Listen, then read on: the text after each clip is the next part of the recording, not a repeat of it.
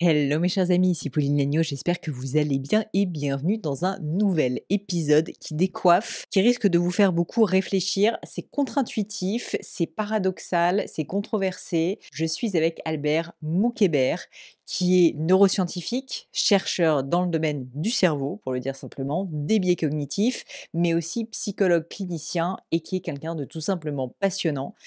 On a beaucoup discuté donc, de tout ce qui fait qu'on est anxieux, de notre incapacité à savoir quand on sait les choses pleinement ou quand on est dans une espèce d'illusion de la connaissance. On a parlé du coup aussi un petit peu des fake news, on a parlé de comment réussir à cultiver son esprit critique. Qu'est-ce que c'est d'ailleurs que l'esprit critique? Est-ce qu'il faut avoir des avis sur tout? Sincèrement, c'est un peu, perché, peut-être un peu, philosophique, mais moi personnellement, j'ai trouvé ça hyper intéressant. Je serais très curieuse de savoir si c'est votre avis également. Si c'est le cas, vous savez où me trouver sur les réseaux sociaux, Instagram, LinkedIn ou pourquoi pas sur YouTube si vous êtes en train de me suivre actuellement sur YouTube. Mettez-le moi en commentaire. Ça m'intéresse de savoir si ce type d'invité un peu moins business et un petit peu plus, on va dire, intellectuel vous intéresse. Personnellement, je trouve ça passionnant. Donc donnez-moi votre avis. Et puis, je vous invite aussi à écouter l'épisode jusqu'au bout parce que comme vous le savez, à la fin de chaque épisode, je fais passer à mes invités mon fameux crible. Or là, je vous assure avoir des réponses qui sortent des sentiers battus avec Albert, donc ça vaut vraiment le détour. Mais je ne vous en dis pas plus et laisse place à ma conversation avec Albert Moukébert.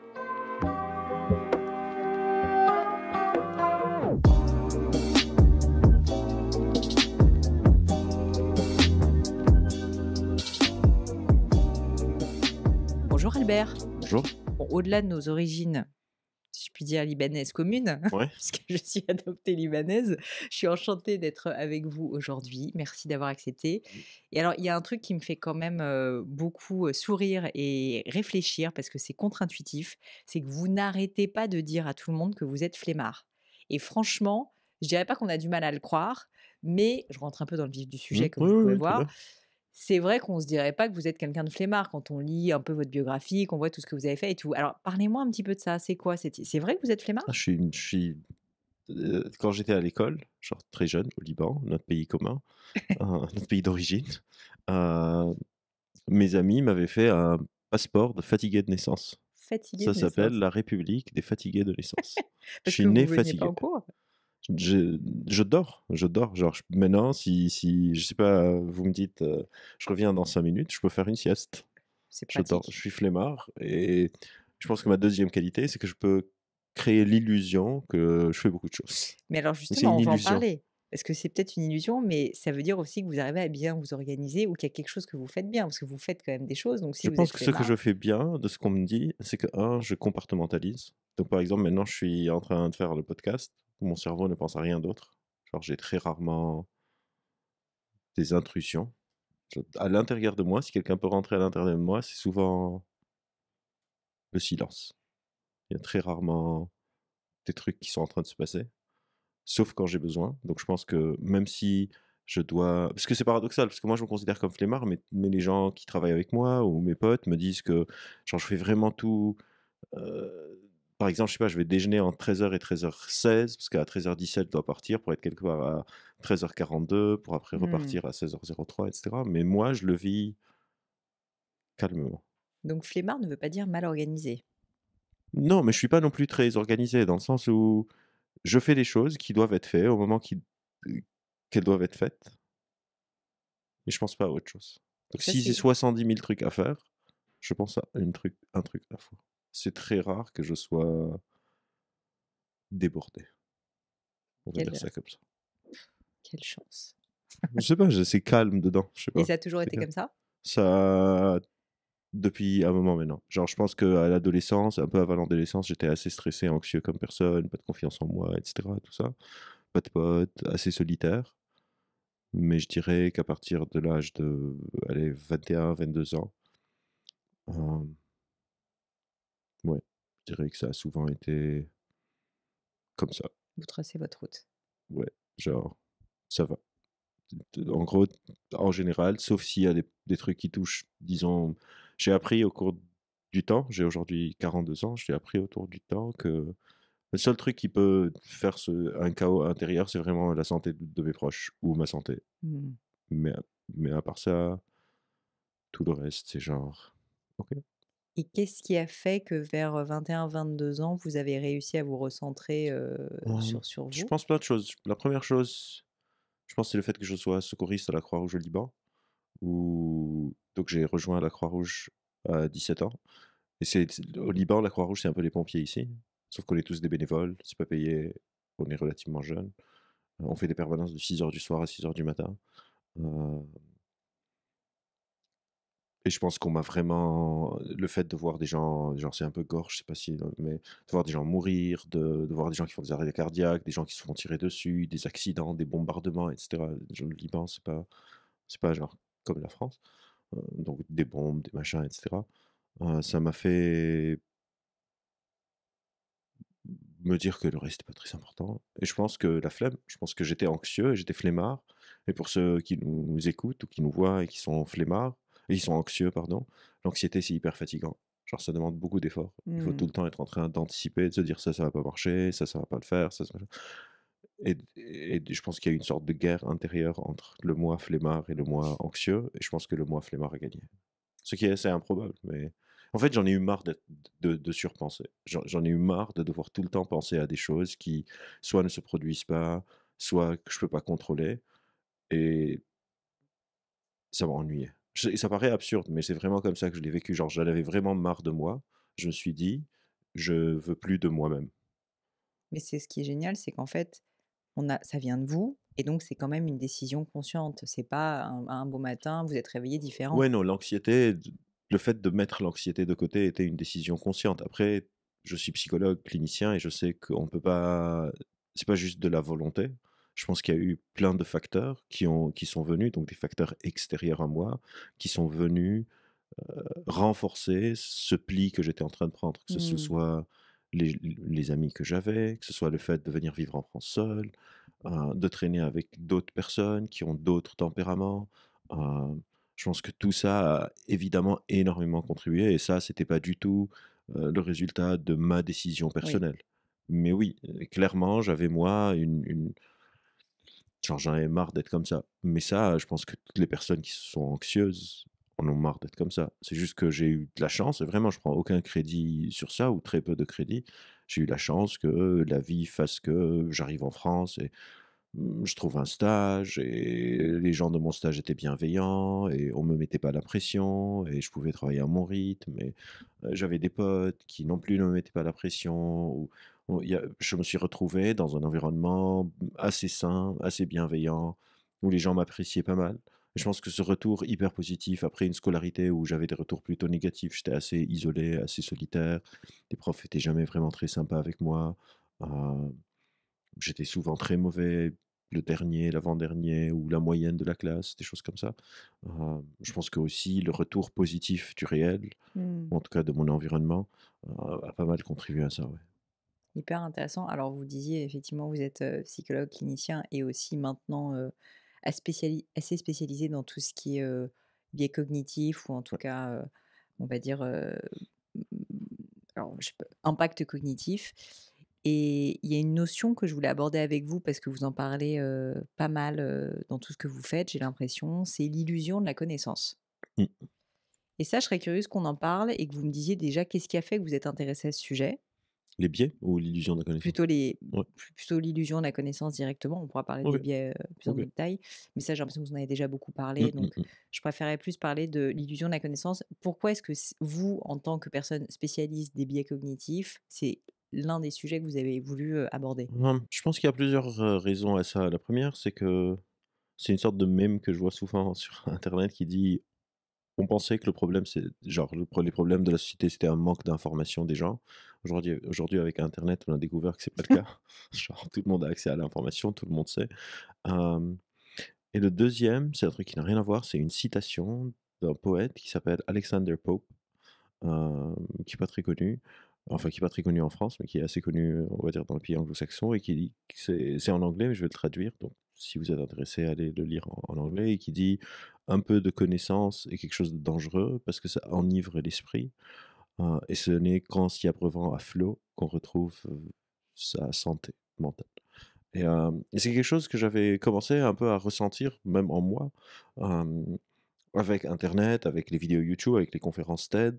Je sais pas, je regardais une conférence sur quelque chose, je sais pas, la physique quantique de 15 minutes et je me disais: «C'est facile, j'ai compris». Il se trouve que je suis chercheur, j'ai aussi, une thèse en neurosciences. Donc je traîne avec pas mal de chercheurs et quand je voyais des potes chercheurs qui étaient en physique, par exemple, je leur posais une question sur quelque chose que j'avais compris, ou en tout cas que je pensais avoir compris sur la physique quantique. En fait, je réalisais que j'avais pas compris du tout. Pas seulement j'avais pas compris, ce que j'avais compris parfois même à l'envers. Dans cette et donc je travaillais sur les biais déjà et je travaillais sur les biais vite fait pour expliquer comment je suis arrivé parce que j'ai fait ma thèse sur les troubles anxieux et dans l'anxiété, en fait, nos pensées sont distordues. On imagine tout le temps le pire, on catastrophise, on est hyper vigilant et cetera. Donc c'est ça les biais cognitifs au final.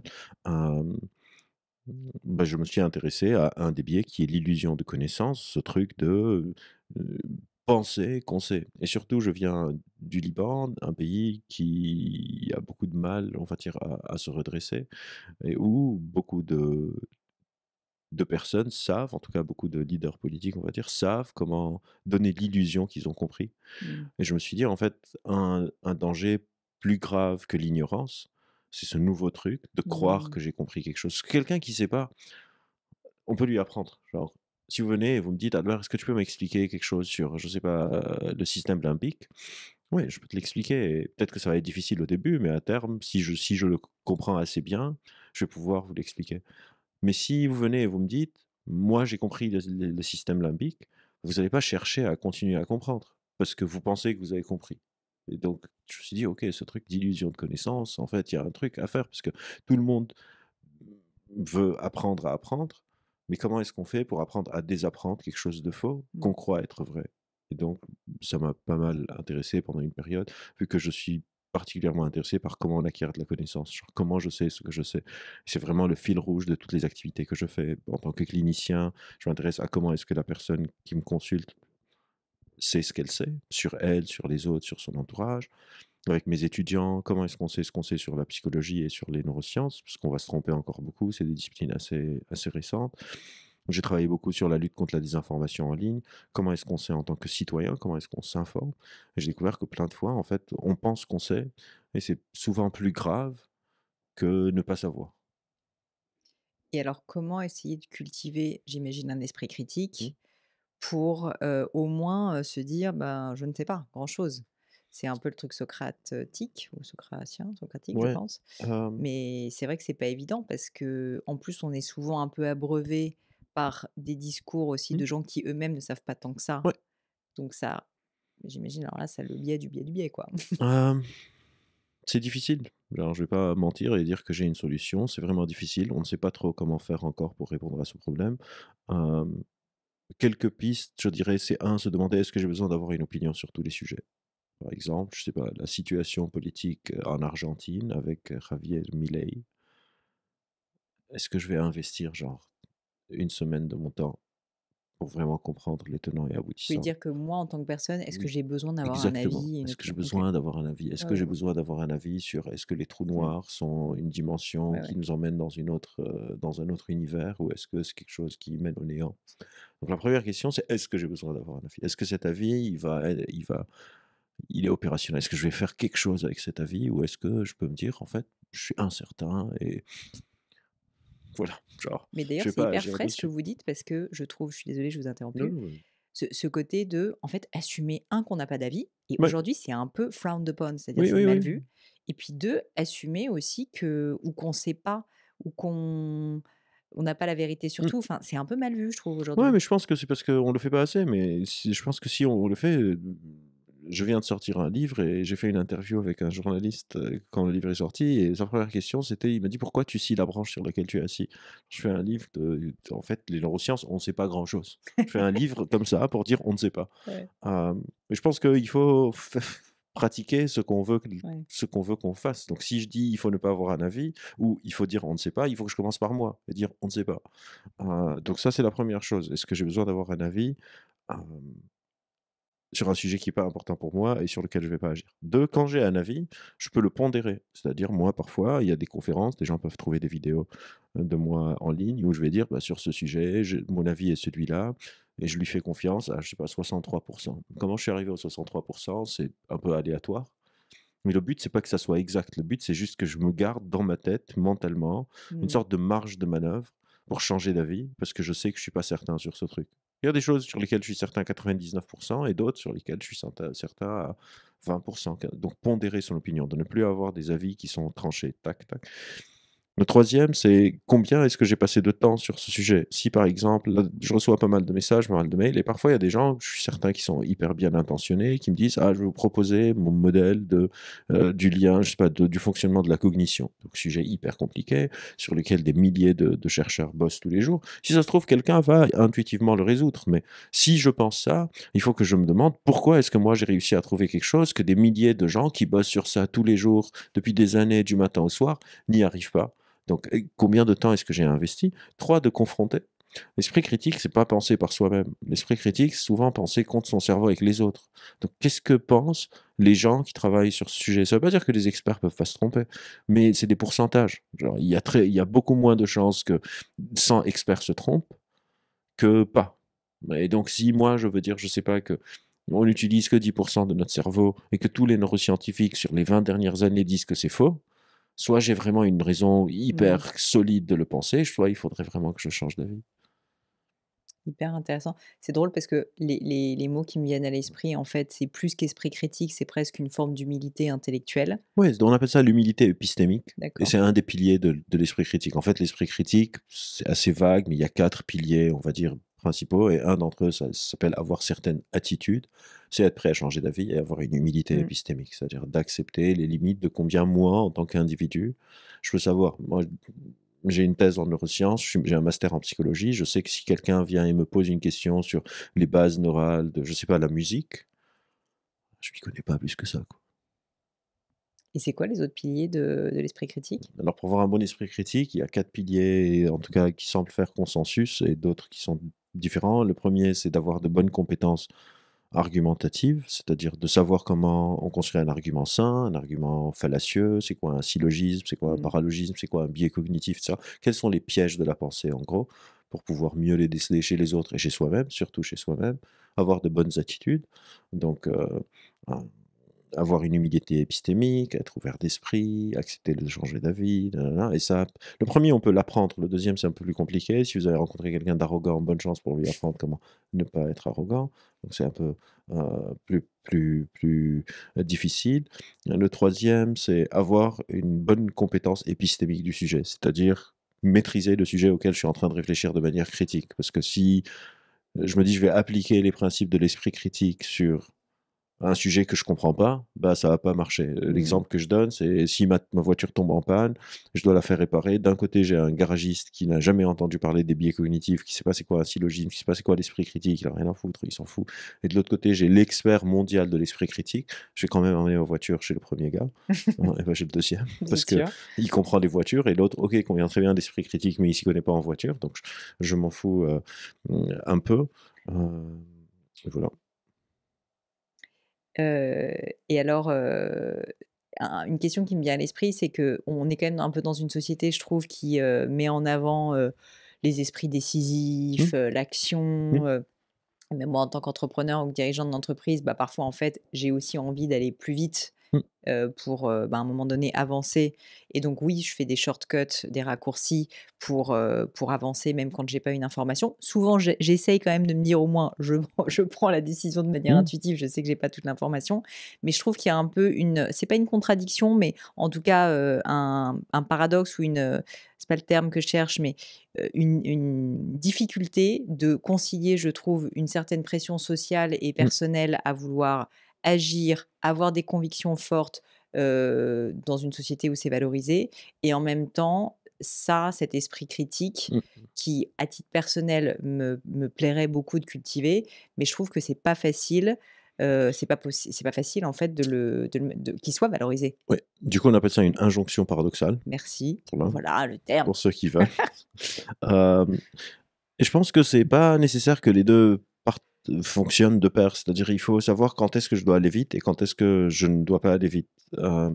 Notre cerveau, d'ailleurs, fonctionne par approximation la majorité du temps parce qu'effectivement, sinon on pourrait pas survivre. Mais la question, c'est le prix à payer. C'est-à-dire, parfois être lent, Le coût est trop élevé, donc je peux pas le faire. Mais parfois, aller vite, ok, les choses seront faites plus vite, mais le coût va être trop élevé aussi. Mmh. Donc la question devient une question de quand utiliser quel truc. Par exemple, si je suis en train d'apprendre à conduire et je veux aller vite, bah, je vais mettre tout le monde en danger. Par contre, si ça fait 10 ans que je conduis, je peux ne pas penser à comment je suis en train d'appuyer sur Ouais. l'embrayage, comment je suis en train de ne pas caler la voiture. Ça s'automatise. Donc, si vous venez de commencer votre entreprise et vous voulez aller vite, il y a de fortes chances que ça se passe mal. C'est intéressant ça. Évidemment, ça peut se passer bien aussi, mais ça se passe mal. Mais si vous, ça fait 15 ans que vous avez votre boîte, que vous la connaissez hyper bien, etc., et vous voulez brûler quelques étapes, bah allez-y. Et ce La que vous êtes question, en c'est train de quand. dire, c'est que l'expérience, en fait, Oui, ça n'est que la résultante de, de répétition et d'automatisation. OK. Oui, bien sûr. Après, parfois, l'expérience peut devenir un obstacle. Si, par exemple, l'environnement a changé et moi, j'ai pas changé avec. Mmh. Donc ça peut devenir un problème. Si on prend des exemples d'entreprises comme Kodak, comme BlackBerry, comme Nokia, et cetera, qui avaient trop d'expérience, par exemple BlackBerry, qui ont dit: «Nous, on connaît nos clients, ils veulent pas du truc sans clavier, Ouais. ils veulent BBM, c'est des clients entreprises, ils veulent être sérieux, ils veulent pas jouer avec leurs petits joujoux là, gadgets d'Apple». Et ils sont pris un mur énorme et ils ont fait faillite. Mais en général, c'est un raccourci, on appelle ça une heuristique, c'est une sorte de rule of thumb, comme on dit en anglais. Oui, avec plus d'expérience, on peut aller de plus en plus vite. Parfois même, il faut aller vite et ne pas trop réfléchir, parce que trop réfléchir peut devenir problématique, comme par exemple, je sais pas, un joueur de jazz qui fait un solo, s'il se demande quelle note je vais mettre maintenant, quelle Ouais. note je vais mettre, et ça va pas le faire. Il doit faire confiance à son intuition et y aller. Mais si moi j'ai jamais touché un saxophone et là quelqu'un me ramène un saxophone et me dit fais confiance à ton intuition, je vais juste casser les oreilles de tout le monde. Il y a des temporalités. S'il y avait une solution préfabriquée qui fonctionnerait tout le temps indépendamment du contexte, on serait tous en train de l'appliquer et il n'y aurait pas de développement personnel, il y avait rien. Il y aurait juste cette méthode, appliquez-la, ça marche tout le temps, elle est infaillible et bim, faites confiance à votre intuition, elle se trompe jamais, boum, done. Alors justement, vous avez utilisé le mot développement personnel et vous me tendez une perche parce que j'ai lu quelque part, mais on lit aussi beaucoup de choses fausses sur Ouais. internet, vous êtes la meilleure personne pour le savoir, que vous n'aimiez pas ce terme et je veux bien savoir pourquoi et deuxièmement que vous n'aimiez pas non plus tout ce qui est test de personnalité et cetera. Ouais, Or je suis sûre qu'il y a plein de personnes qui écoutent ce podcast qui font des tests de ouais, personnalité, donc je serais ravie d'avoir l'avis de Albert ou très bien. Kléber sur ce sujet. Alors, pourquoi j'aime pas trop le développement personnel? Pour 2 raisons principales, on va dire. La première, c'est que très souvent, il y a un glissement entre les personnes qui font du développement personnel, entre ce qu'ils devraient être en train de faire, qui est souvent développer des compétences professionnelles chez les personnes, ce que les psychologues ne font pas. Je mets un peu dans le même sac le développement personnel et le coaching, juste pour de la Mmh. clarification. Donc les business coachs sont supposés aider des personnes. Je sais pas, vous êtes en Moi, train de par exemple. galérer, non, imaginez, vous êtes en train de galérer à créer votre boîte et vous savez pas, votre boîte marche trop bien, vous passez de 10 employés à 500, vous avez jamais fait un truc comme ça, le scaling. Vous prenez un business coach qui vous aide à gérer ça. Mais dans les faits, ce qui est en train de se passer, c'est que plein de coachs de développement personnel, etc., sont en train de faire de la thérapie sans le savoir. Bah oui, c'est de la Ils sont en psychologie en fait. train de gérer de l'anxiété, des trucs comme ça, alors qu'ils sont pas formés pour ça. Mmh. Souvent avec des outils, 99% du temps, c'est des outils issus de la psychologie sociale des années 60, donc Carl Rogers, l'authenticité, soyez aligné avec vos valeurs, etc. Des mots on appelle ça des mots plafonds, c'est des mots qui ne veulent pas dire grand-chose en gros. C'est comme dire la pauvreté c'est mal, D'accord. il faut éradiquer la faim dans le monde. Ok, mais comment? Genre, Mmh.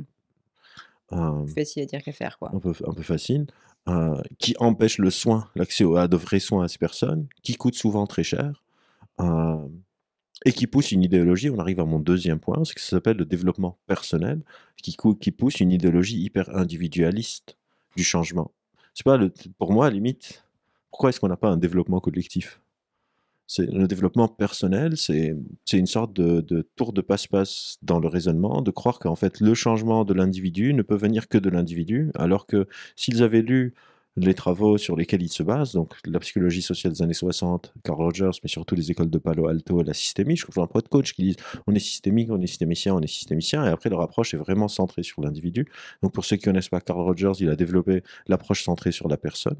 dans la thérapie à la base, mais plein de ces outils ont été dévoyés pour les appliquer pas en clinique. Et l'école de Palo Alto, Paul Vatlavitz, etc., qui ont développé l'approche systémique, qui dit il faut imbriquer, il faut comprendre à différents niveaux d'explication des sujets. Tout ça est évacué pour de la PNL, genre retroussez vos manches, vous allez avoir un truc plus fort, etc. Ou justement les fameux tests de personnalité, qui eux, mon problème avec eux, on va dire plus profond, c'est que pendant longtemps j'étais enseignant à la fac de cours de psychométrie. Donc la psychométrie, c'est comment est-ce qu'on mesure la psyché humaine. Et quand on fait des échelles de mesure, que ce soit un test de personnalité, une échelle d'anxiété, de dépression, de l'humeur, etc., il y a ce qu'on appelle des mesures psychométriques. C'est-à-dire il y a des qualités psychométriques à l'échelle. Par exemple, est-ce que l'échelle est en train de mesurer ce qu'elle prétend mesurer? Si vous voulez savoir quelle est la température de cette pièce et quelqu'un ramène un baromètre ça mesure la pression, bah, Ça marche pas. ça marche pas. Un deuxième, c'est est-ce que le test a assez de spécificité? C'est-à-dire si j'ai un thermomètre, si on prend l'exemple du thermomètre, et je prends la température et il fait 30 degrés et on hausse la température à 45 et le thermomètre affiche 31, c'est pas hyper bon. Et puis, il Mmh. y a ce qu'on appelle le test-retest. C'est-à-dire, si je mesure la température maintenant, il fait 35 degrés, et je la remesure dans 1 minute, et il fait 42 degrés, c'est pas possible, ça va pas non plus. Et la majorité de ces tests de personnalité ont des qualités psychométriques qui sont très, très, très mauvaises. Assez mauvaises que si, par exemple, on est ici 15 personnes, et je fais passer, je sais pas, le MBTI à ces 15 personnes, et je leur redistribue leurs résultats de manière aléatoire, Ils penseront que c'est ils pour eux. penseront ils auront des taux ils se reconnaîtront dans les résultats des tests quasiment à l'identique que si je leur avais donné leurs résultats à eux genre réels. Donc ça, c'est le premier problème, c'est que Parce que d'un biais de niveau confirmation et donc en parce fait, que ouais, voilà. ça s'appelle l'effet Forer. Ils sont écrits d'une certaine OK. manière. Par exemple, un exemple juste bête sur les tests de personnalité, pourquoi c'est pas un si bon outil. Les tests de personnalité, vous les donnez à n'importe qui, il y aura tout le temps dans les résultats 70 à 80 de points positifs. Donc si vous êtes la personne la plus horrible au monde, genre je suis un salaud, connard, sexiste, antisémite, maltraitant, machin, je fais un MBTI. Le MBTI va me dire: «Tu as un leader très fort, assertif, voire, Mmh. tu as beaucoup de compassion pour les Oui, autres», ça voit le positif, là où il n'est pas forcément. donc Ouais. ça et le dernier les 2 derniers points, un est conceptuel, c'est que le test de personnalité fait comme si la personnalité est un truc figé, alors qu'on sait qu'on a ce qu'on appelle des social selves, c'est-à-dire on est plusieurs. Donc je suis pas du tout la même personne au Mmh. travail que quand je suis avec ma fille ou quand je suis avec mes potes ou quand je suis avec ma conjointe ou quand je suis avec, un public ou quand je vous parle dans un podcast. Donc quelle personnalité est en train d'être mesurée? On n'a pas Ouais. vraiment une seule personnalité comme ça, monolithique, en nous. Et 2, ça évacue tous les facteurs contextuels. Alors qu'on a nos compétences et on a ce qu'on appelle l'accès aux compétences. Si moi, par exemple, je suis quelqu'un de brillant, mais vous me mettez dans un environnement où les gens détestent les neuroscientifiques et pensent qu'ils sont des cons, bah, je vais pas pouvoir montrer que je suis brillant. On va se dire: «Lui, il est vraiment nul, voilà, j'ai raison», alors que c'est un effet contextuel et la majorité de ces tests, un peu le même problème avec le développement personnel, c'est qu'ils sont trop personnels alors que Il y a pas de contexte. oui, Ouais. et je pense qu'on n'est pas notre personnalité, on n'est pas notre cerveau. C'est le propos un peu de mon nouveau livre, c'est que je ne suis pas un cerveau, je suis un cerveau dans un corps, dans un contexte. Et si je veux comprendre quelqu'un, ça marcherait mieux. Et le dernier point, c'est que ces tests sont performatifs, comme plein de choses dans le développement personnel. La notion de performativité, c'est que ça influence la manière dont je réfléchis aux choses. Donc, si moi, par exemple, j'ai envie d'être commercial et je fais un MBTI et le MBTI me donne INFTJ, donc je suis introverti, je vais me dire, je ne vais jamais être commercial, je suis quelqu'un d'introverti. Ça va orienter la manière dont je me pense et potentiellement, me mener en erreur ou me manipuler ou, alors que tout le monde peut être de bonne foi, hein. S'il y a des gens qui m'écoutent et qui font passer des tests, je pense que tout le monde Ouais, bien essaye de sûr. bien faire, hein. Je suis pas du tout dans une démarche, Non, non, bah, c'est une démarche, d'attaque et ou c'est pour ça de aussi, enfin moi-même j'en ai déjà fait plein des tests, c'est plus pour, comprendre justement votre point de vue dans un oh, souci d'esprit, critique justement et d'intérêt et vous disiez, Albert, c'était aussi riche je trouve de en fait donc on a plusieurs, personnalités en fait en fonction des contextes si je comprends bien. on Enfin dit je self, mais ouais OK. voilà Parce qu'il y a des déterminants qui sont relativement universels, mais la majorité de notre échange, ouais. et une de mes questions, enfin ce qui me vient à l'esprit c'est est-ce que, enfin donc la question c'est quelle est la vraie est-ce qu'il y a une vraie personnalité Ouais. plutôt? Et comment la trouver si elle est là ou en fait non, c'est une illusion ça aussi? Je dirais que c'est plutôt une illusion. Évidemment, il y a certains traits qui sont des sortes de déterminants qui font que nous sommes qui nous sommes. Mais aujourd'hui, dans les recherches autour du self et de l'identité, on pense que on est multiples. Il y a même des sciences qui étudient comment on change ses selfs sans le réaliser. Et on pense que notre cerveau crée une sorte d'illusion de continuité de qui Mmh. on est, alors qu'on l'est pas. Il y a un chercheur que je cite qui s'appelle Stan Klein, qui parle du paradoxe de la continuité du self sans preuve. C'est que moi, je dis j'ai 42 ans et j'accepte que j'ai existé de manière continue sous la forme d'Albert, de ma naissance à aujourd'hui. Alors que j'ai aucune preuve pour ça. Je ne sais pas où j'étais le 20 décembre 1994. Il y a des années entières qui ont disparu Mmh. de mes souvenirs. Et si ça se trouve, j'ai énormément changé. À 15 ans, j'étais hyper anxieux. Aujourd'hui, je suis quasiment pas anxieux du tout, et cetera, et cetera. Donc c'est des changements. Il y a plein d'expériences philosophiques comme ça, de pensée. Pour illustrer ça, l'exemple le plus connu s'appelle le bateau de Thésée. Je ne sais pas si vous connaissez. Donc Thésée part de l'Attique, de Grèce, sur son bateau, sur une très grande aventure. Et au cours de l'aventure, le bateau s'abîme. Donc il répare le mât, il répare un peu le gouvernail, il Mmh. répare des Ah bouts. oui. De telle manière à ce que quand il revient au port, il n'y a plus aucun bout du bateau initial qui est encore là. Et la question, c'est est-ce que c'est le même bateau? Ouais. Et c'est la même chose pour nos personnalités. Et donc, je pense pas qu'il y a un vrai moi. D'ailleurs, dans le livre, je parle de cette quête. Parce que souvent, dans le développement personnel, dans le coaching, essaye de trouver qui tu es Bah, vraiment. exactement. Ça n'existe pas. En fait, quelqu'un qui essaye de trouver qui elle est vraiment, c'est quelqu'un qui cherche qui elle est vraiment. C'est méta. Voilà, c'est méta. Genre, on devient cette personne. Il n'y a pas un qui je suis vraiment. Il y a plusieurs personnes que je suis et je peux décider parfois, à travers du travail sur soi, à travers de l'introspection, à travers mes potes, à travers de la thérapie, du coaching, etc. Encore une fois, je pense qu'il y a un vrai besoin pour le coaching. C'est juste que ce besoin est enseveli sous des couches qui sont pas top, Et quoi. donc il y a quand même, même si, vous n'êtes pas favorable au développement personnel, en tout cas à ce mot, il y a quand même, la possibilité de, ne pas se laisser uniquement porter et de décider ou en tout cas travailler au fait d'orienter, une partie de Ah, sa je pense que c'est personnalité. hyper important. Mmh. C'est même pas que je pense qu'il y a je pense que le boulot de coach est un boulot nécessaire à la société aujourd'hui. C'est juste qu'il est dévoyé Mmh. par de la psychologie de comptoir. Ouais, ouais. Tout simplement. C'est-à-dire, moi, je serais incapable d'aider un dirigeant ou une dirigeante d'entreprise avec ses problèmes business. Je serais incapable. Je ne sais pas comment ça marche. J'ai aucune idée de comment ça marche. Mais je suis assez convaincu aujourd'hui, avec l'expérience que j'ai, etc., qu'une personne qui souffre de troubles anxieux ou de manque de confiance en elle ne va pas aller mieux, ou en tout cas, statistiquement, 100 personnes, il y a très peu d'entre elles qui vont aller mieux en juste s'alignant sur ses valeurs et Mmh. retrouver de la cohérence et se recentrer sur l'essentiel. Je vois. Heu, c'est pas vraiment comme C'est ça pas comme ça que ça se passe, quoi. que ça se passe. Et donc si on revient à la personnalité, je pense pas qu'il y a un vrai moi qui existe, il y a plusieurs moi et la question devient: «Quel moi est-ce que je veux choisir?» Parce qu'une grande partie de qui je suis, je le choisis pas. Personne ne se dit: «Moi, je vais être jaloux» Bah, ouais, ou «Moi, je vais être stressé» ou «Moi, je vais être un connard ou un ouais. salaud». On le devient par erreur quelque part et je pense qu'à un moment de notre vie, on a le droit de se dire: «En fait, cette personne que je suis devenu, en fait, je l'aime pas». Un peu comme vous quand vous Un avez, peu comme moi voulu, quand j'étais arrêter anxieux. Je me d'être suis dit: anxieux, «En ouais. fait, j'en ai marre, j'ai jamais choisi d'être quelqu'un qui a peur de tout». J'avais vraiment peur de tout, j'avais peur de parler aux gens. Je Mmh. suis venu à Paris pour mon master 1, c'était à Paris 5 à Boulogne.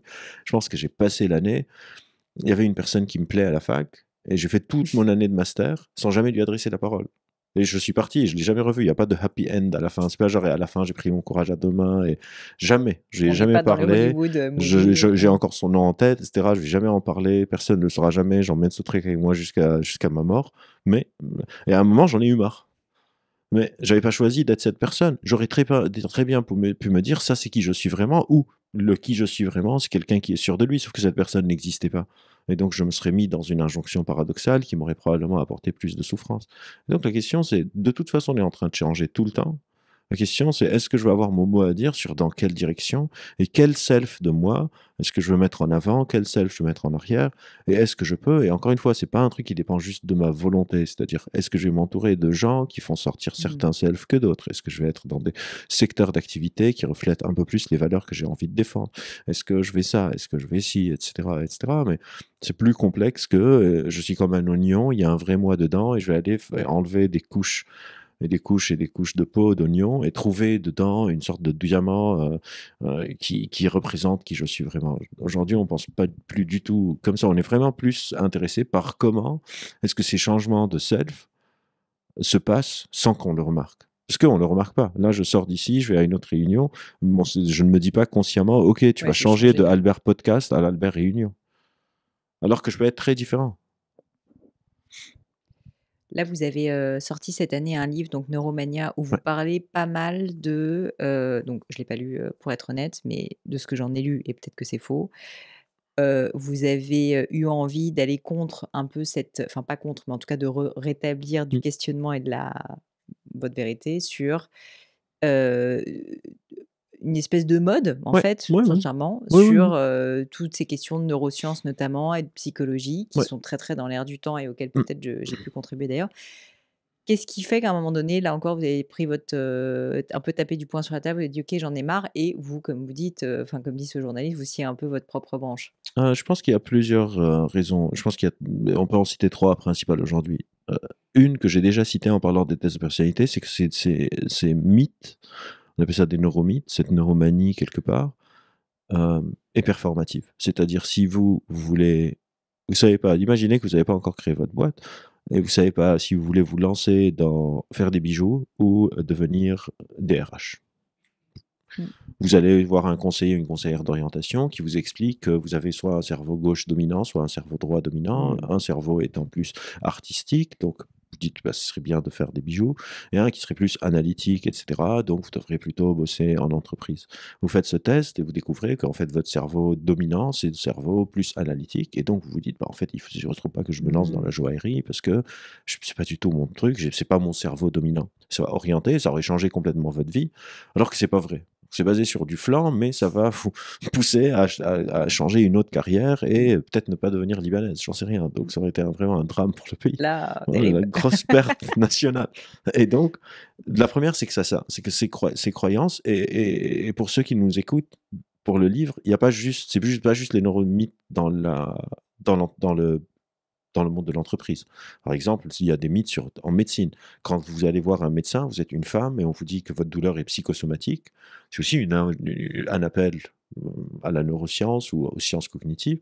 Et en creux, on est en train de vous dire que votre douleur n'est pas réelle. Alors que toutes les douleurs sont psychosomatiques tout le temps. Ça n'existe pas les douleurs Ouais. non psychosomatiques. Et aussi, il y a de la neuromanie beaucoup en politique.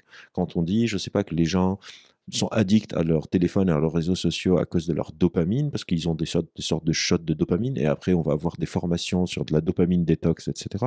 Bah, ça invisibilise les facteurs systémiques comme qui gère les algorithmes, l'architecture du choix, le design non éthique, etc., que font ces plateformes pour que quand un épisode de Netflix se finit, le prochain se lance en 3-4 secondes et vous n'avez pas le droit de l'arrêter, vous n'avez pas le temps de l'arrêter. C'est pas votre dopamine qui fait ça, c'est les Mmh. ingénieurs de Netflix ou même C'est pas la dopamine, c'est les voilà, ingénieurs de voilà. Netflix. Ou même face au réchauffement climatique, quand on a des personnes qui vont proposer des hypothèses qu'on ne fait rien face au réchauffement climatique à cause de notre striatum, qui veut tout le temps de la gratification instantanée, et que du coup c'est ça, et donc ils invisibilisent tous les lobbies qui ont payé des milliards et des milliards pour mentir sur les émissions de leurs voitures, comme Volkswagen, ou sur les groupes pétroliers qui savaient qu'ils étaient en train de causer des crises écologiques, mais qui mentaient, qui payaient, qui soudoyaient des gens dans le gouvernement américain pour dire non, non, c'est rien, non, non, c'est rien. Et donc, le premier est vraiment ce truc idéologique de tout ramener à la sorte de l'individu et son cerveau sur des sujets qui sont beaucoup plus complexes. Mmh. Et le deuxième point, c'est Ou en fait, en gros, pour rebondir sur ce que vous ouais, dites, on cherche des excuses, aussi en fait, on cherche un coupable oui, presque. ou des excuses ou un blâme. Voilà. C'est plutôt, on va soit expliquer de manière super simplifiée, comme dans le développement personnel, genre ta personnalité, c'est 4 couleurs, il faut qu'on trouve laquelle. Ouais. Ton cerveau, c'est soit gauche, soit droit. Oui, oui, Comment c'est ça. gérer ton cerveau reptilien? Soit il y a une dimension mercantile. Ouais. Tu utilises que 10% de ton cerveau, donc je peux te vendre un Ouais, ouais. truc pour passer à 20. Soit c'est des dimensions idéologiques où on cherche un coupable. On fait rien pour le Mmh. climat parce que c'est le striatum. On est tout le temps sur nos téléphones parce que c'est la dopamine, C'est ça. hein, etc., etc. Donc il y a un pilier qui est plutôt, on va dire, idéologique, mercantile. Et la deuxième raison, qui est plus personnelle, c'est que moi j'ai grandi dans un monde où la science était portée par des gens qui étaient un peu les fous de la société. Genre quand j'étais jeune, les scientifiques, c'était Einstein qui tire la langue, c'était Carl Sagan qui cherche Mmh. à parler avec les extraterrestres avec son programme SETI, c'était les auteurs de science-fiction comme Asimov qui sont en train de préparer la route pour l'intelligence artificielle. Et j'ai l'impression qu'il y a eu une sorte d'inversion de ce qu'est la science. Et aujourd'hui, les scientifiques sont perçus comme des gens rationnels, dénués d'émotions, qui sont tout le temps là en Mmh. train de faire des calculs. Et je voulais montrer que non, dans les sciences cognitives, c'est comme si en fait l'ère des grandes découvertes est révolue, comme si la science, on découvre plus rien, on est juste en train de faire genre des vaccins chez Pfizer. Euh, et je voulais montrer que non, en sciences cognitives, en fait, on vient de poser le pied sur un continent, un univers nouveau, qui a des tonnes de choses à découvrir, qui vont nécessiter beaucoup d'imagination, qui vont nécessiter beaucoup d'émotions, qui vont nécessiter beaucoup de fascination, qui vont nécessiter beaucoup de profils différents. On a besoin de philosophes, on a besoin de poètes, on a besoin d'artistes, on a besoin de biologistes, on a besoin d'ingénieurs, de psychologues, de sociologues, d'anthropologues, et c'est une sorte d'appel de dire en fait, oui, on nous raconte ces récits hyper simplistes sur comment on fonctionne, mais moi je veux vous montrer que on ne fonctionne pas comme ça et on est beaucoup plus fascinant que ça. On mérite des histoires qui sont beaucoup plus à couper le souffle, beaucoup plus émouvantes. Venez qu'on les découvre ensemble. Et non, la science n'est pas un truc froid, dénué d'émotions, mais vraiment un émoi face au monde naturel. Et j'avais envie de transmettre cet émoi. Et au-delà de l'émoi et de l'émotion, qui est, je trouve, une très, très belle idée, la boucle est bouclée avec ce qu'on se disait au début, puisque effectivement, il y a cette espèce d'illusion de la connaissance Mm. maintenant, où moi-même j'ai utilisé le mot de biais cognitif. La vérité, c'est que bon, j'ai lu quelques articles dessus, mais de là à dire que je sais vraiment ce que c'est comme biais cognitif, je pense que c'est assez faux. Et c'est vrai que notamment, alors c'est une évidence ce que je veux dire, mais avec les réseaux sociaux, etc., on est embrigadé assez Oui, rapidement dans un truc tellement court, tellement succinct, tellement, je sais pas comment dire, vous avez les ouais, prépackagé et... ouais. pré-packagé et juste fait pour réagir, en Oui, mais fait. on se dit pourquoi pas. Exactement. Après, Et puis le cerveau, ça j'imagine c'est un autre biais cognitif, est content d'avoir un truc simple. Plus simple que est-ce que le cerveau n'aime pas la simplicité? je pense pas que le cerveau aime la simplicité, le cerveau aime bien faire sens. Et c'est comment qu'on lui explique. Par exemple, moi, j'ai écrit Neuromania, j'espère qu'il est simple, mais j'espère surtout qu'il n'est pas simpliste. Oui, oui. J'espère qu'il est complexe, mais j'espère qu'il n'est pas compliqué. Je pense qu'un vrai expert, son métier, en tout cas moi, c'est comme ça que je considère mon métier, en espérant que je suis un vrai expert, c'est de prendre, c'est de pouvoir faire des choses simples, mais qui maintiennent la complexité du sujet d'origine, et pas faire des trucs simplistes qui trahissent ou des trucs compliqués où les gens ne comprennent plus. Et le but, c'est pas du tout de faire ce qu'on appelle en anglais du gatekeeping, c'est que personne n'utilise le mot biais cognitif si on est un expert. Moi, je suis très content que vous utilisiez le mot biais cognitif, Ouf. et je suis très content que les gens utilisent des concepts issus des sciences cognitives, des neurosciences, de la psychologie. Mon problème, c'est plus quand des gens veulent utiliser ces mots mal et surtout ne veulent pas se remettre en cause quand on leur fait savoir. C'est-à-dire, moi, mon livre est sorti il y a 3-4 semaines, un chercheur m'a envoyé un message il y a quelques jours, il m'a dit, j'ai lu ton livre, j'ai adoré, mais tu sais, il y a un truc, un article que tu cites où tu dis ça et c'est pas vraiment précis. En fait, ils disent un truc un peu différent. Et voilà quelques autres articles qui viennent montrer qu'en fait, non, c'est pas exactement ce que tu dis. J'ai directement envoyé un mail à mon éditeur. Je lui ai dit, si on réimprime, si le livre marche bien et si on réimprime, est-ce qu'on peut rajouter une toute petite phrase qui nuance ce que je dis? Dans la big picture, comme on dit, cette phrase, elle est complètement pas importante. Il n'y a rien qui dessert le propos du livre. C'est vraiment une sorte de, Micro si vous voulez, je détail. peux vous dire c'est quoi. Genre, il y a une expérience que je cite d'un chercheur qui s'appelle Franz Deval, avec des singes capucins qui refusent d'être payés 2 salaires différents pour une même tâche. Genre, c'est un truc sur l'inégalité salariale chez les singes. Et en fait, je dis, bah, les singes rejettent. Et en fait, dans l'article initial, je l'ai loupé, où je pensais que c'était pas important de le mettre, parce que c'était il y a longtemps que j'ai écrit ça. C'est pas tous les singes, c'est juste les singes femelles. Il me dit, c'est juste les singes femelles. Et chez d'autres animaux, ça semble ne pas fonctionner. Je lui ai dit merci beaucoup. Je vais changer la phrase. Je lui ai pas dit non, j'en ai rien à foutre, Ouais, ouais. dégage, c'est pas important. Même si c'est pas très important, mais c'est important d'écouter des gens parce que cette personne probablement travaille sur des primates alors que moi pas, et donc elle s'y connaît mieux que moi. Mon problème, c'est plus ça. Quand on transforme la connaissance en une sorte de business, on se dit bah si moi j'accepte ce que dit Albert Moukébert sur les tests de personnalité et moi j'ai une boîte de formation et d'orientation basée sur les tests de personnalité, qu'est-ce que je vais faire? Donc je vais continuer. Albert, j'ai une question moi qui me vient, peut-être un peu personnelle, mais je sens donc vous me dites depuis le début que ce qui vous intéresse c'est comment est-ce qu'on apprend à apprendre si je comprends bien? Enfin au Ouais, début, ouais, ouais, c'est pas comment est-ce qu'on impossible acquiert de la de connaissance? la connaissance et donc c'est pas facile, et par ailleurs, vous avez très bien dit qu'il faut pas forcément essayer de tout apprendre et tout savoir, c'est impossible en tout Mmh, cas. Heu, Moi par exemple aussi j'adore apprendre, mmh, mais bon déjà, je j'ai pas le temps forcément le temps ou l'énergie du coup d'y consacrer du temps, mmh. suffisant. Ma question c'est est-ce que, pour des personnes qui nous écoutent, qui parfois, je pense, sentent une injonction au fait de tout le temps se former, Mmh. est-ce que vous pensez que c'est grave? Ou quel est votre état d'esprit et votre point de vue là-dessus sur, en fait, il y a des moments où je trouve qu'il y a aussi une injonction un peu, vous voyez, Je là-dessus, pense qu'il sur y a ce une progrès. injonction améliorative. Il y a une injonction à tout le temps devenir meilleur. C'est comme si tout le monde doit être la meilleure version d'eux-mêmes. Mais en fait, sur plein de sujets, peut-être qu'une version moyenne de moi, c'est assez. Moi, par exemple, je donne souvent cet exemple, j'ai fait un podcast avec une personne qui fait des podcasts, peut-être que vous la connaissez, qui s'appelait, parce qu'elle a changé son nom, et je suis très content qu'elle change, My Better Self, Ouais. qui est devenue maintenant In Power. Et elle m'a fait inviter, et je savais pas qu'elle s'appelait comme ça. Donc c'est sur place que j'ai découvert. J'ai dit, moi, je suis pas vraiment fan Pas à du l'aise. Better Self. Moi, je suis fan du My Average Self. Ever Genre, self? average, genre Average self. moyen. J'aime OK. bien être une version moyenne Moyenne. de soi. Et par exemple, je donnais un exemple.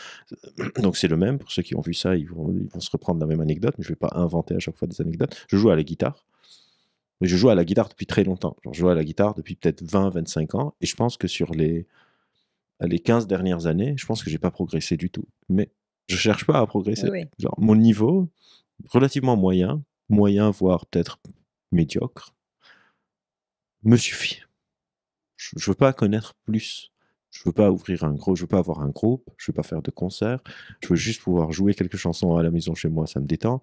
Voir si on est en soirée autour d'un feu, je peux faire, genre s'il y a des accords, je peux jouer des accords. Je peux pas faire de solo, je peux pas inventer des chansons, je peux faire des accords, je peux chanter, je peux viser le tempo, et c'est assez. Et donc, on n'est pas obligé d'être dans une sorte de De version performance. améliorative, performative de soi en permanence. Oui, il y a des sujets qui me passionnent, je vais continuer à essayer de me former. Je suis tout le temps, j'essaye en tout cas tout le temps d'être à jour avec la littérature scientifique sur, je sais pas, le libre arbitre ou l'émergence de la conscience. C'est deux sujets qui, moi, personnellement, m'intéressent. C'est même des sujets que je n'utilise pas au travail. Mmh. Je vais aller faire une conférence dans une entreprise sur l'émergence de la conscience dans le cerveau. Ça m'intéresse pas et ça n'a pas d'utilité. Mais moi, ça m'intéresse, donc j'essaye d'être tout le temps à jour sur ses connaissances. Mais ce truc de vouloir tout le temps, tous les jours, tous les jours, tous les jours devenir une meilleure version de soi, Bah, pas sur tout en tout cas, c'est pas pas surtout, possible. et au mieux, genre, on va juste être un expert en burn-out, quoi. Non, mais je pense que c'est vrai qu'il y a ce côté injonction, un peu une évidence que je veux dire, mais parce que c'est aussi l'image Oui, d'être bon sur tout, mais oui, c'est impossible, il faut choisir ses c'est combats et moi je m'y impossible, connais en et bijoux c'est et voilà. néfaste, et surtout quand on commence aussi à l'appliquer sur les enfants. Ouais. Quand on a des enfants qui, le matin, ont cours de tennis, l'après-midi à natation, et cetera, il y a une compétence très importante en psychologie qu'on appelle la tolérance à la frustration. C'est-à-dire d'apprendre comment gérer, ne pas avoir ce qu'on veut. Et c'est comme si on veut la retarder autant que possible dans la vie. Et du coup, je vois des personnes qui viennent me voir au cabinet, qui ont 20, 21, 22 ans, qui viennent de découvrir la frustration, et donc qui sont Mmh. complètement angoissés, paralysés par la vie, parce qu'ils n'ont jamais eu une seconde même d'ennui.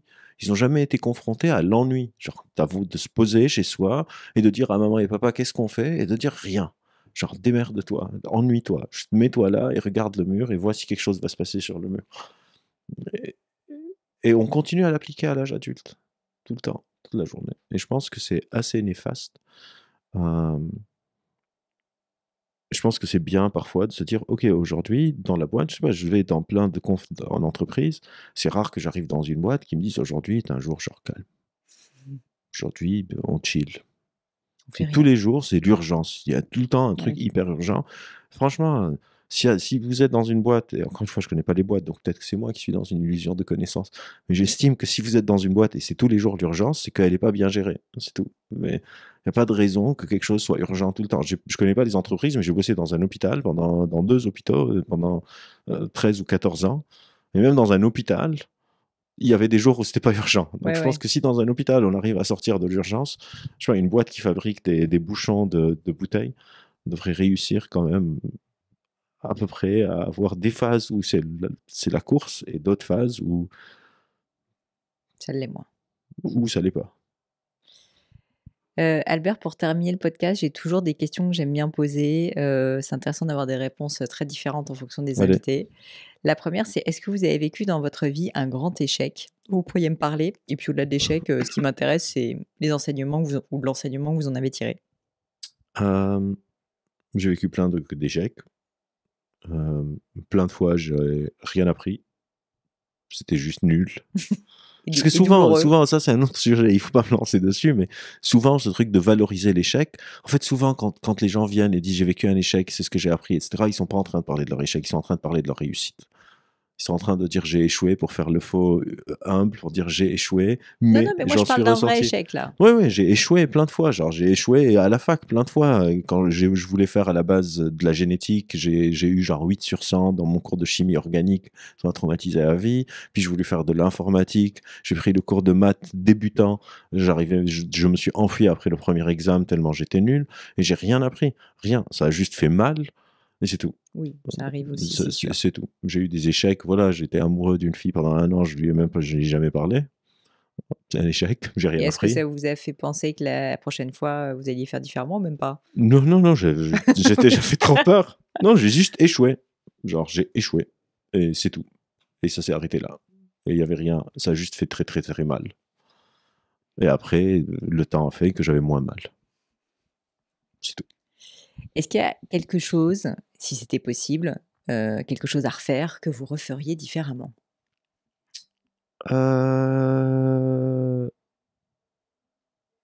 Non. Pas parce que je pense que tout a été bien fait, parce que je pense que c'est une idée trop dangereuse euh, pour y réfléchir sérieusement. Genre, j'ai pas envie de réfléchir. Ok, on passe à une autre Parce question. qu'après, je vais avoir des regrets, et après, ça va plus être très calme dedans. Et donc, non, de toute Et c'est façon, je peux intéressant pas. ça veut dire qu'en fait parfois, parce qu'on peut Oui, parce avoir que un je peu vais une penser à forme des de trucs de ouais, santé, je vais penser à des trucs de proches, je vais penser à des trucs pas bien, on va dire. Et surtout, on peut pas faire autrement. exactement. Donc, je vais pas me prendre la tête. En fait, je considère que j'ai un temps un peu limité sur Terre, comme tout le monde, et j'essaye de dépenser mon énergie sur les trucs sur lesquels je peux agir. Donc, les trucs sur lesquels je peux pas agir, je peux pas faire autrement, donc je peux pas faire autrement. Qu'est-ce que vous trouvez beau, Albert? Ça peut être au sens métaphorique, Le réel. esthétique, le réel. Ouais, je suis un amoureux du réel.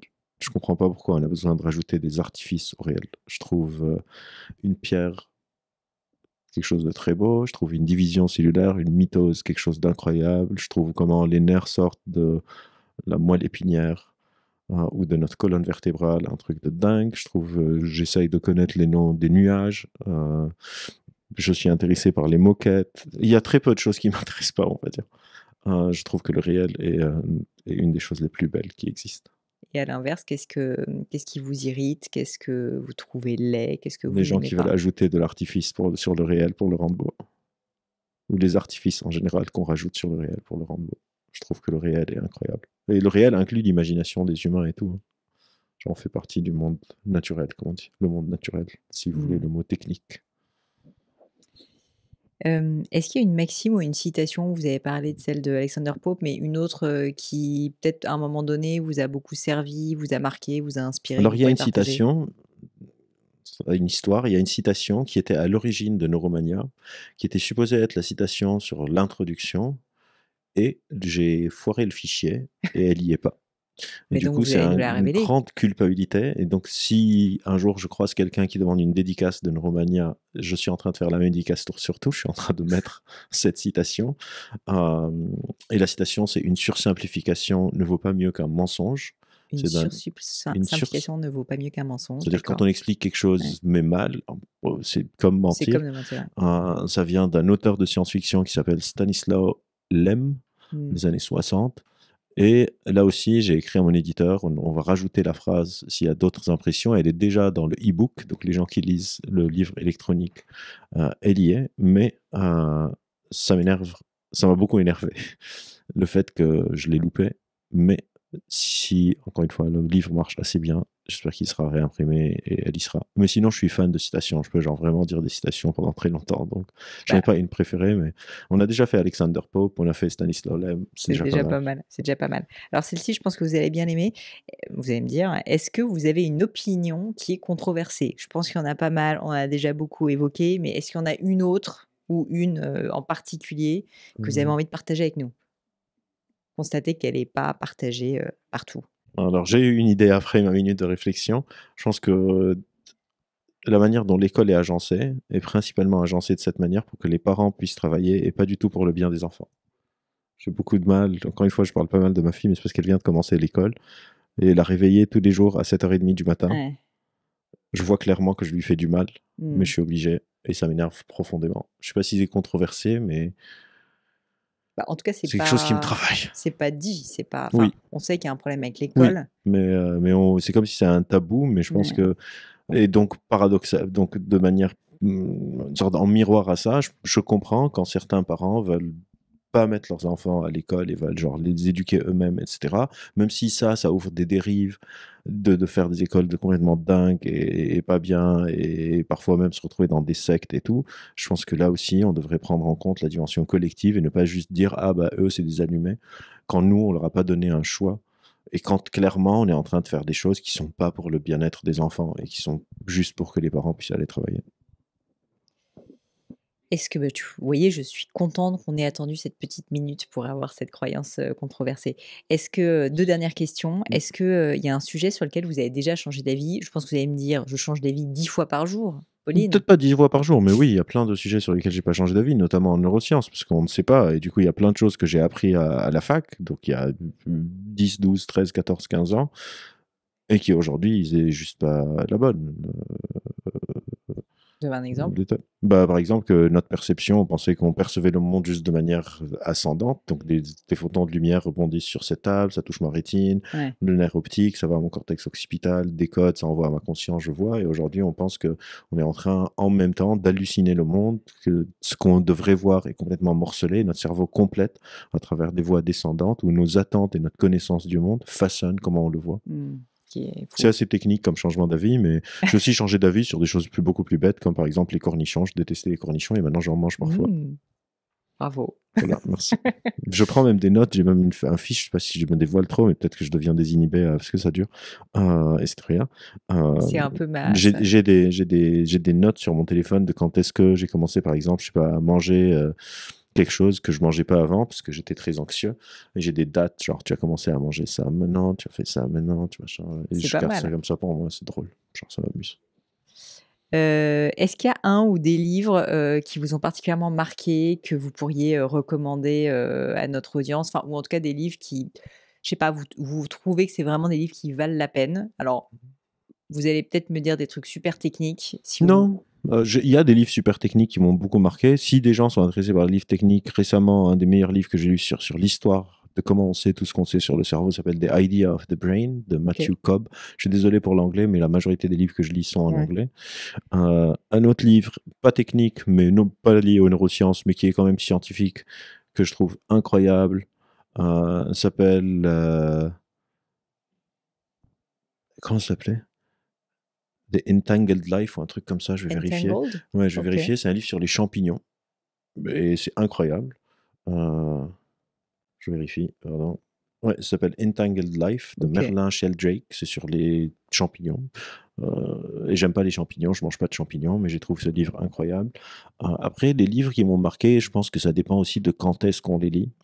Quand j'étais ado, jeune adulte, je sais que les livres de Hermann Hesse m'ont énormément, influencé, notamment Démian et Narcisse et Goldmund. La majorité des gens connaissent son livre Siddhartha. S'il y a des gens qui connaissent Hermann Hesse, moi, c'était vraiment Démian et Narcisse et Goldmund qui m'ont beaucoup influencé. Les livres de science-fiction m'ont beaucoup influencé quand j'étais plus jeune, notamment donc Lem, mais aussi Asimov et Herbert et tous les autres. Qu'est-ce qu'il y a comme autres livres qui m'ont beaucoup marqué? J'ai lu un livre incroyable récemment d'un auteur sud-américain qui s'appelle When We Cease to Understand the World. Euh, et qui a une sorte de nouveau genre littéraire que lui, il a inventé. C'est aussi un peu de science, mais c'est de la science mélangée à de la fiction et on ne sait pas quand et quoi. Et c'est assumé. J'aime beaucoup les auteurs sud-américains. Ils inventent tout le temps des nouveaux genres littéraires. Et donc, Understanding Pain était vraiment... When We Cease to Understand the World était vraiment pas mal. Qu'est-ce que j'ai lu? Je pensais après, je peux vraiment là aussi aller rester un moment. On pourrait faire un C'est vraiment, podcast ça entier sur dépend le de mes sujet. phases de vie. Je suis sûr qu'il y a des livres qui m'ont beaucoup influencé. Si je les lis maintenant, je les trouve banals. Mais je ne C'est dur changerai parfois rien. d'ailleurs de relire ses livres Oui, préférés de quand on était mais plus je ne jeune. changerai rien quand même. Vous avez raison. Génial. Eh ben, Albert, un grand merci. Effectivement, je pense qu'on a bien fait d'attendre la croyance controversée et puis ce petit crime. Je suis ravie d'avoir fait avec vous. Donc, chers amis qui écoutez le podcast, n'hésitez pas à aller bien sûr aider Albert à faire une nouvelle édition Pour de corriger toutes les Neuromanía, choses que je veux pour corriger corriger. tout ce qui est à corriger. Parce qu'on ne peut pas changer ce qu'on a déjà fait. Exactement, mais vous pouvez l'aider à changer le futur Ouais. et donc à progresser. Et s'il y a un dernier message ou une dernière petite phrase ou quelque chose que vous avez envie d'ajouter, qu'est-ce que... Une citation que j'aime beaucoup aussi, c'est une des idées les plus dangereuses qu'une personne pourrait avoir, c'est de se dire si tout le monde était comme moi, le monde irait mieux. Je pense que c'est les bons mots de la fin. Voilà. Merci beaucoup, Merci Albert. beaucoup.